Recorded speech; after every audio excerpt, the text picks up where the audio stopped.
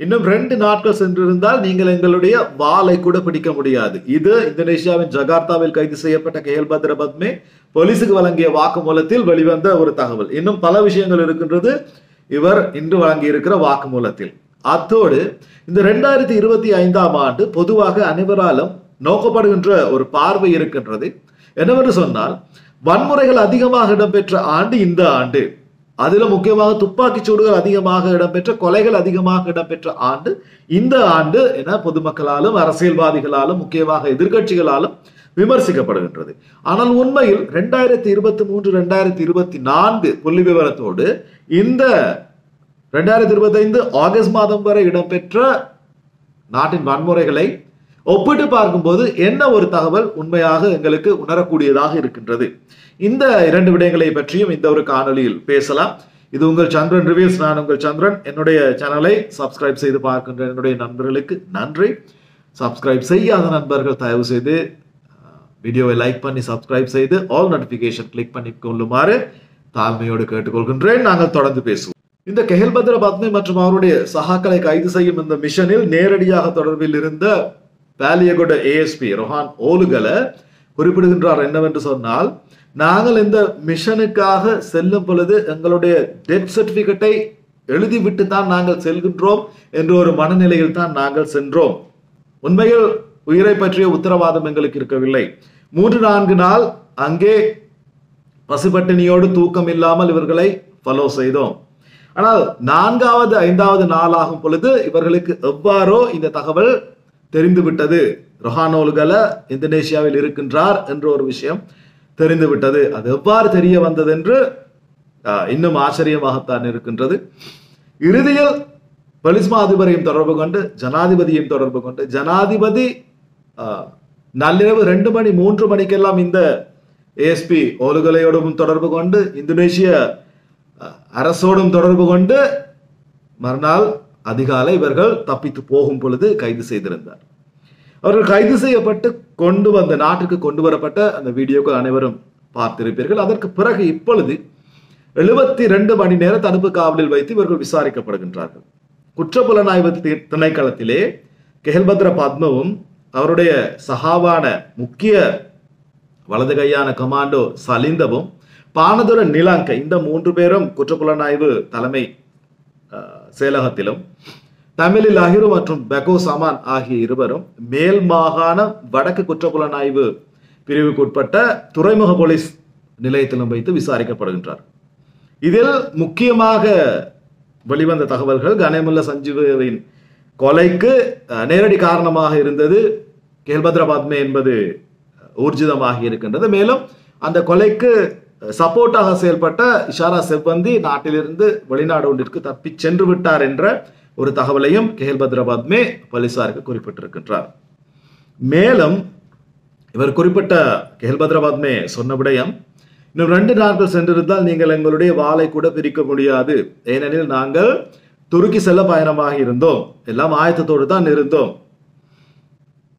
மொத்தமாக 20 உலக நாடுகளுக்குள்ளே நாங்கள் சுற்றி திரிந்தோம். நாங்கள் இந்தோனேஷியாவை பாதுகாப்பான ஒரு இடமாக தேர்வு செய்தது இலங்கையை விட 29 மடங்கு பரப்பளவில் பெரிய ஒரு நாடு.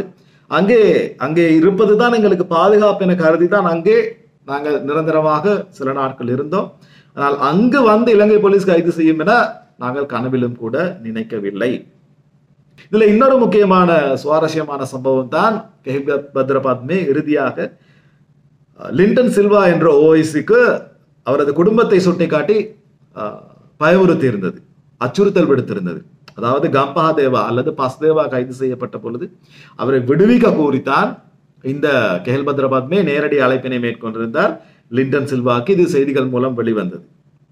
இந்த லிண்டன் சில்வாவும் கெஹல்பத்ர பத்மையும் இப்பொழுது நேருக்கு நேர் சந்தித்துக் கொள்கின்றார்கள். இவர் லிண்டன் சில்வா ஓஐசி போலீஸ் அதிகாரி கூறுகின்றார், தம்பி, நாங்கள் இவ்வளவு சீக்கிரம் சந்திப்போம் என்று நான் நினைக்கவில்லை.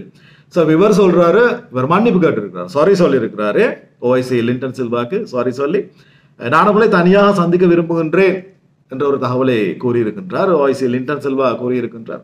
நிச்சயமாக நான் உங்களை சந்திப்பேன் என்று. மேலும் தமிழி ரஹிரு தகோசமான் இந்த இருவருக்கும் இந்த வருடம் பிப்ரவரி மாதம் 18ஆம் தேதி இடம்பெற்ற ஒரு கொலை குற்றச்சாட்டு இருக்கின்றது. அதை அவர்கள் ஒப்புக்கொண்டு இருக்கின்றார்கள். அதாவது அருண விதான கமகே என்ற கஜ்ஜா என்ற அடைமொழியோடு அழைக்கப்பட்டவர். இவரும் ஒரு ட்ரக் டீலர் தான். இவருக்கு துப்பாக்கிச்சூடு மேற்கொண்டு இவர் கொல்லப்படுகின்றார். அந்த காரிலே அவருடைய 9 வயது மகனும் இன்னொரு மகளும் இருக்கின்றார்கள். மகளுக்கு தீங்கியதும் இல்லை. மகன் கிரிட்டிக்கல் ஸ்டேஜில் வைத்தியசாலையில் அனுமதிக்கப்படுகின்றார். இந்த ஒரு கொலைக்கு இவர்கள் தான் காரணம் என்ன? இவர்கள் 2 பேரும் இப்பொழுது வாக்குமூலத்தினை வழங்கி இருக்கின்றார்கள். சோ இந்த வாக்குமூலங்கள் இவ்வாறு வழங்கப்பட்டு 72 மணித்தியால தடுப்பு காவல் என்பது நிச்சயமாக 3 மாத கால தடுப்பு காவலாக நீடிக்கப்படும். மேலும் இந்த இந்தோனேஷிய போலீசார் இவர்களிடம் 28 மொபைல் போன்ஸை பறிமுதல் செய்திருக்கின்றார்கள்.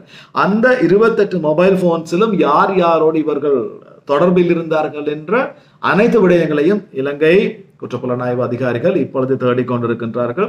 சோ இவர்கள் யார் யாரோடு பேசினார்கள், இலங்கையில் யாரோடு தொடர்பில் இருந்தார்கள், எந்த அரசியல்வாதியோடு தொடர்பில் இருந்தார்கள் என்ற அனைத்து விடயங்களும் இனி வெளியாகும். இனி யார் யார் எந்த கூண்டு ஏறப்போவதோ தெரியவில்லை. உண்மையில் இந்த 2025 புள்ளி விவரத்தை வைத்துதான் NPP அரசாங்கமானது வெகுவாக எதிர்கட்சிகளாலும் பொதுமக்களாலும் விமர்சிக்கப்பட்டது. ஏனென்று சொன்னால் NPP ஆட்சிக்கு வந்த பிறகு இலங்கையில் துப்பாக்கிச்சூட்டு சம்பவங்கள் அதிகரித்து விட்டன என்ற ஒரு பேச்சு நாடெங்கிலும் இருந்தது. இது உண்மையிலேயே இந்த பாதாள உலக குழுக்கள் இவர்களுக்கிடையே தான் இந்த துப்பாக்கிச்சூட்டு சம்பவங்கள் இந்த வருடம் முழுவதுமாக இடம்பெற்றன. ஓரிரு சம்பவங்கள் தான் பிற சம்பவங்களாக பதிவு செய்யப்பட்டிருக்கின்றன. இந்த கும்பல்கள் உண்மையிலேயே 1980 அரசியல் அடைக்கலம் பெற்று வந்த பாதாள உலக குழுக்கள் தான். இது தொடர்பாக விரிவான என்னுடைய ஒரு காணொளி இருக்கின்றது. டிஸ்கிரிப்ஷனில் லிங்க் தருகின்றேன், பார்வையிடாதவர்கள் பார்வையிடவும். ஸோ அந்த வீடியோவில் நீங்கள் பார்த்தா தெரியும் 1980 எவ்வாறு அரசியல்வாதிகள் இந்த பாதாள உலக கும்பல்களில் ஒரு தலைவரை உருவாக்கி கொண்டே இருந்தார்கள். அதாவது அரசியல்வாதிகளின் ஒரு கூலிப்படைத்தான் இந்த பாதாள உலகம். அதிலும் இவர்கள் பயன்படுத்துகின்ற அந்த T56 கன் துப்பாக்கி எவ்வாறு இவர்களிடம் சென்றது, இது இந்த வருடத்திலோ அல்லது கடந்த வருட இறுதி பகுதியிலோ இவர்களுக்கு சென்றதல்ல, NPP ஆட்சியில் சென்றதல்ல.